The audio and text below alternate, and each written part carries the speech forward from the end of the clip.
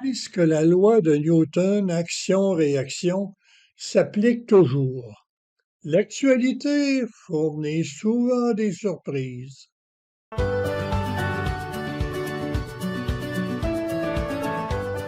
Parfois, les réponses ne sont pas celles qu'on attendait. Elles sont dans une classe à part, mais les anomalies sont assez fréquentes lorsqu'on ne s'entend pas entre nous, lorsqu'on ne s'écoute pas. Voici l'histoire qui m'est revenue. Mon professeur de physique est entré en classe avec un gros ballon, comme pour faire du basketball. Si ça avait été facile, il serait rentré avec un punching ball. Faut dire que c'était un professeur un peu spécial. Il apportait souvent l'exemple avant de parler la théorie. Alors, le ballon, c'était l'exemple. Il demande à un volontaire pour faire 2 fois le même geste. Il se place près du mur en bloc de béton. Qu'est-ce qu'il demande? Quelqu'un pour donner 2 coups de poing avec la même intensité. L'un sur le ballon et l'autre sur le mur. Silence et pause. Chacun pense à son affaire. Frapper le ballon, c'est facile. Frapper dans le mur, c'est se briser les jointures ou se casser quelques phalanges. Pas de volontaire. Alors le prof dit, c'est parce que vous connaissez la loi physique de l'action-réaction. C'est la troisième loi de Newton. Si on exerce une force dans un sens, il y aura réplique avec la même intensité mais en sens opposé. Dans l'exemple du prof, le mur, c'est comme un miroir. Il va renvoyer toute la force du poids et l'énergie venant du mur va se propager en douleur, en chaleur, parce que le mur n'a pas d'autre moyen de communication, si on peut dire. Point dans le ballon est moins problématique parce que le ballon obéit et s'en va dans le sens du point. Plus le ballon est dur, plus on se rapproche de l'effet du mur. La force venant du poing ou d'un marteau peut rencontrer des échappatoires.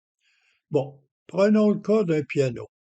Chaque note comprend un marteau qui frappe une, deux, trois cordes, qui vibre, et en vibrant la réaction se traduit en un son. Un juge aussi utilise un marteau pour conclure une réaction. Il frappe et c'est comme un mur qui parle. On entend un gros toc. Si je prends un marteau pour planter un clou, c'est le même phénomène. Si c'est un petit clou, on entend un petit toc. Si c'est un gros clou, on entend un toc plus fort. Est-ce que ça résout tous les problèmes? Non, il reste des cas intermédiaires aux effets insoupçonnés.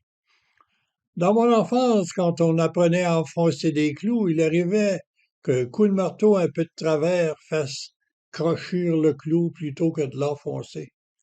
Alors, on disait, c'est le clou qui se retourne pour voir quel incompétent. C'est pas se servir d'un marteau.